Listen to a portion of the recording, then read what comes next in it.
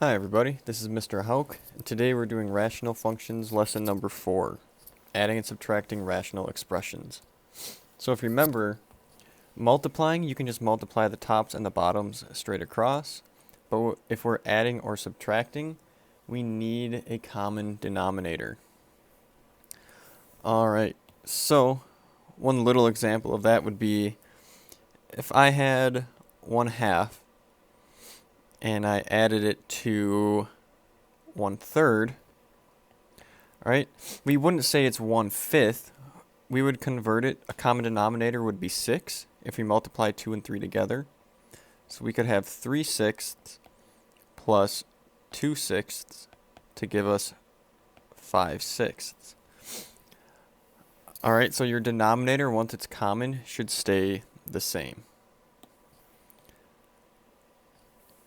Alright, so on number 1, we can see that we have a common denominator. So all we need to do is add the tops.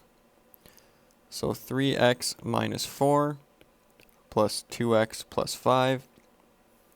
And that is over our common denominator of x plus 3. So now if we just combine our like terms, 3x plus 2x gives us 5x. Negative 4 plus 5 gives us a positive 1. All over our denominator, x plus 3.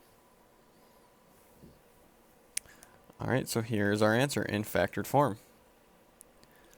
Number 2 gets a little bit more difficult because we are subtracting. Alright, so since we do have a common denominator, I could rewrite it as 3x squared minus 5 minus, but if I do the minus, I want to put the next polynomial in parentheses. Alright, so you could distribute the negative and swap all your signs. Alright, so what that would look like then would be turned into 3x squared minus 5 minus 2x squared plus 3x, because subtracting a negative turns positive, plus 2, all over our denominator of 3x minus 1. So now if we just combine like terms, 3x squared minus 2x squared is 1x squared. And then we just have a 3x.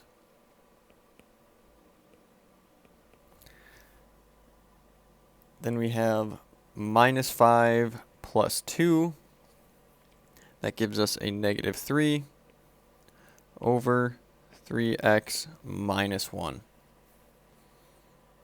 Alright, so we can leave our answer just like that.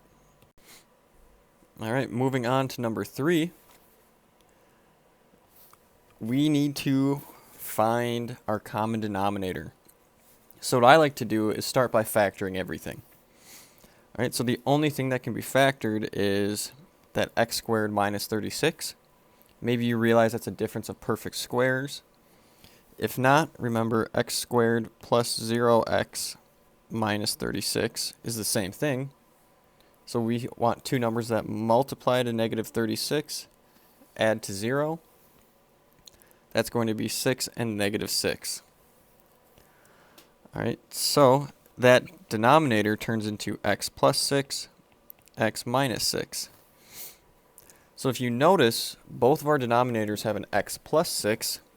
It's only the left side that's missing the x minus 6. Alright, so what that means is I can multiply the left side on top and bottom by x minus 6. Alright, but first I like to write down my common denominator.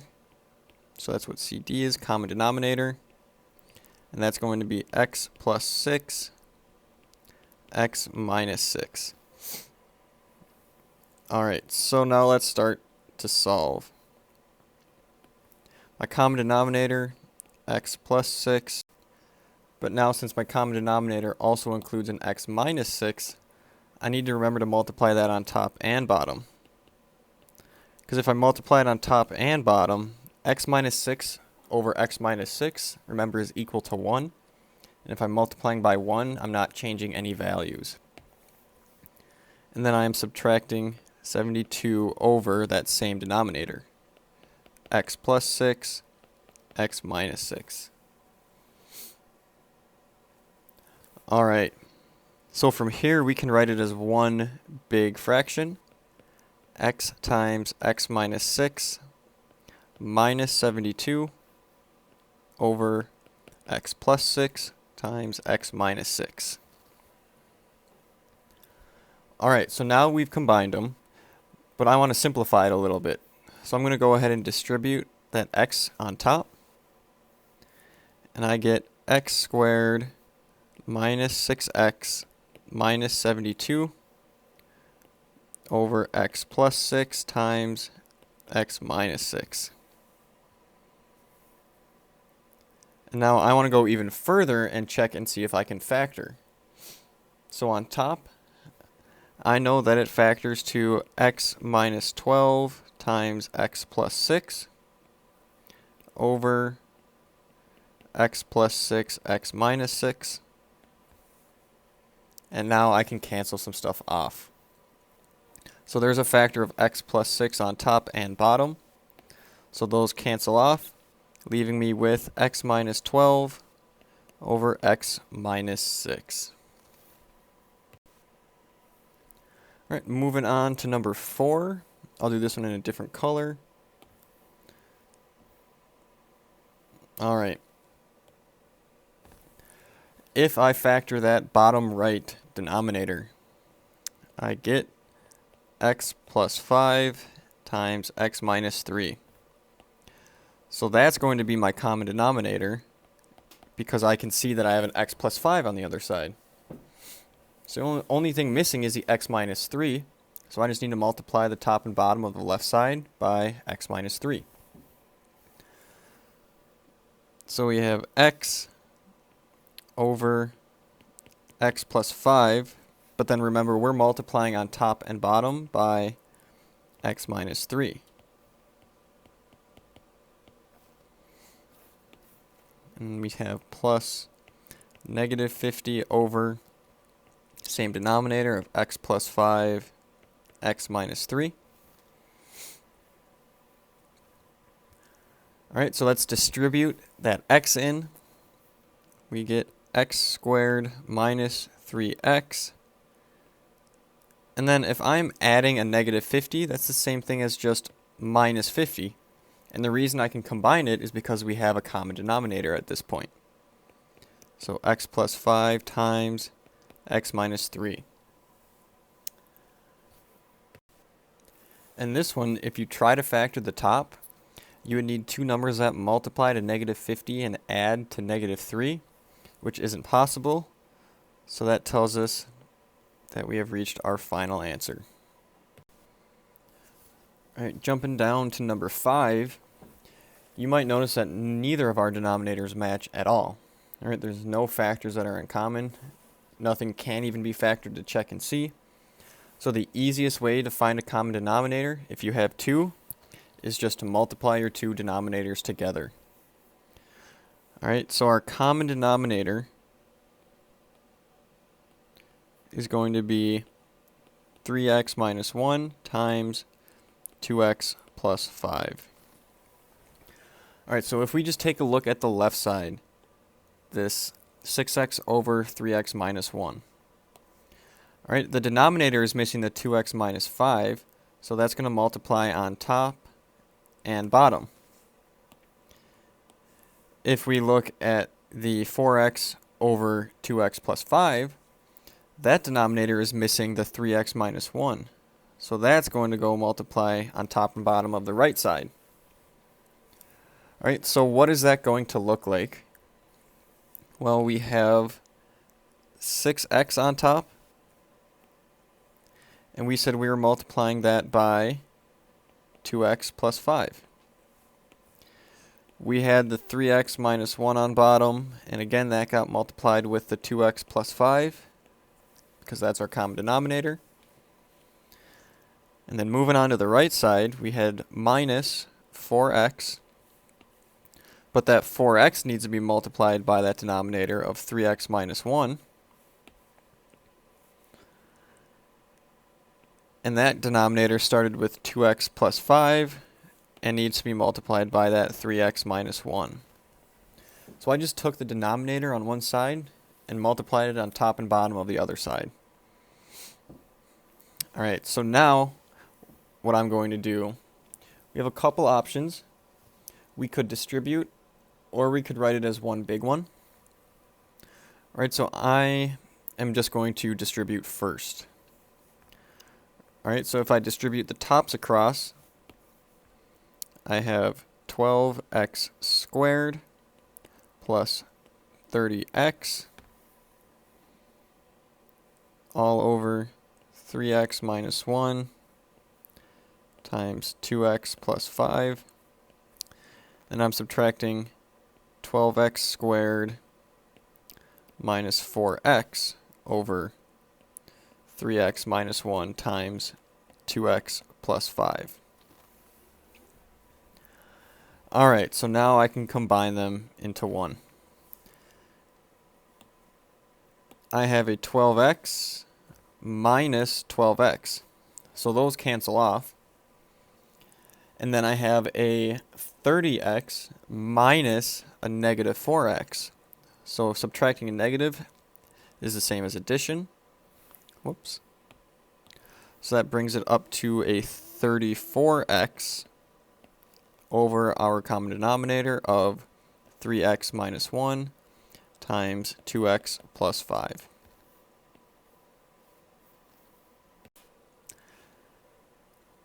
Alright, so on number 6, again you can notice our denominators do not match at all. So that left denominator, I'm going to multiply top and bottom on the right side. And the right denominator, that x minus 5, is going to get multiplied on top and bottom of the left side. So what that's going to look like, I start off with x minus 2, and that needs to be multiplied by x minus 5. Alright, so the x minus 5 again got multiplied on top and bottom. On the right side, our denominator was missing the x plus 3, so that's what we're multiplying on top and bottom by, is that x plus 3. Alright, now we have common denominators. So let's distribute a little bit. Alright, top left, I have x squared minus 5x minus 2x plus 10. And then I'm adding x squared plus 3x. So I kind of combined and factored out in the same step. And that's being written over my denominator of x plus 3 times x minus 5. Alright, so from here we just need to look for things to combine. I'm going to start with my x squareds. So x squared plus x squared is 2x squared. Then I have negative 5x minus 2x is negative 7x. But plus another 3x puts me at negative 4x. And I still have my plus 10.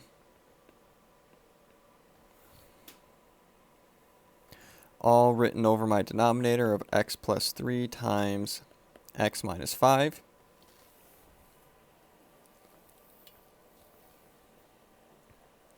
And now the last thing we want to do is double check and see if we can factor that top numerator to see if anything's going to cancel. So I might take a 2 out of the top, leaving me with x squared minus 2x plus 5 over x plus 3 times x minus 5. The reason I took out the 2 was I didn't have to worry about slide and divide or splitting the middle term. And now I can just look to factor that basic quadratic. And since nothing multiplies to 5 and adds to negative 2, we know that we are done. Alright, so I would take either of these answers.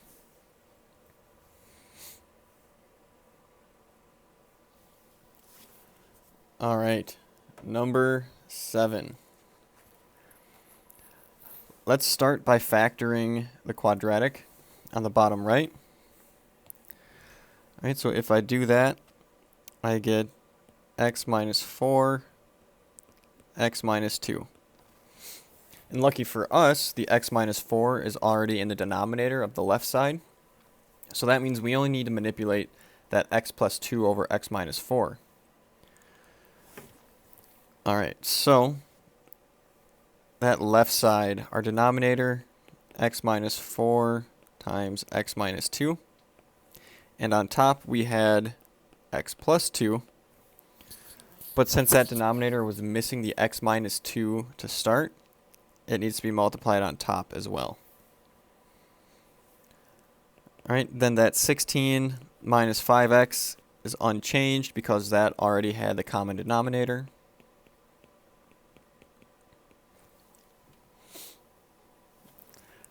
Alright, so from here, I'm going to double distribute and then combine it.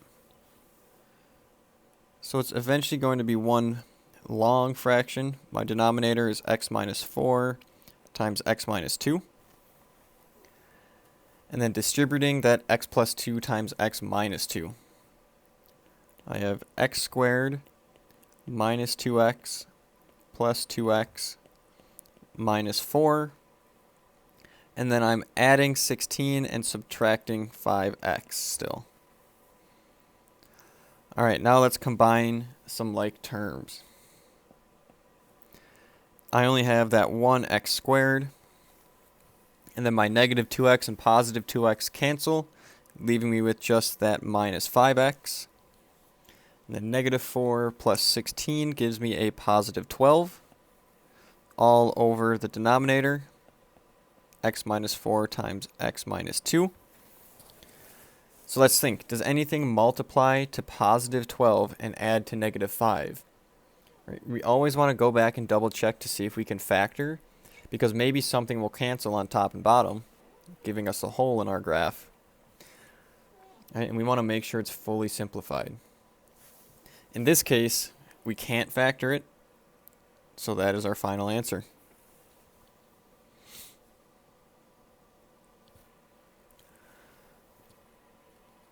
Alright, moving on to number 8. Alright, don't get scared. We just have a rational function divided by a rational function, which we've already covered.